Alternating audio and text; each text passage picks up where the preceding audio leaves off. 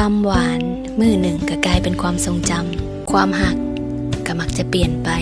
ตามกาลเวลาไผบางคนที่บอกว่าจะบอกไปใส่สุดท้ายก็หายไป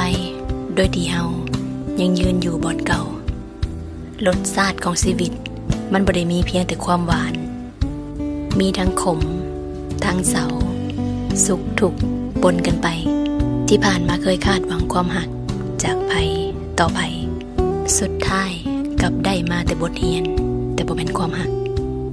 ลองกลับมาหักตัวเองเบิ่งบ่อย่าไปรู้สึกว่าบ่มีไผหัก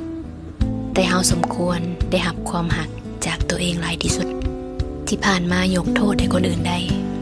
แต่เป็นหยังจะยกโทษให้ตัวเองบ่ได้ล่ะอดีตที่มันเคยผิดพลาดบ่แม่นตาบาปแต่มันคือเกราะที่ป้องกันให้หัวใจเฮาเข้มแข็งขึ้น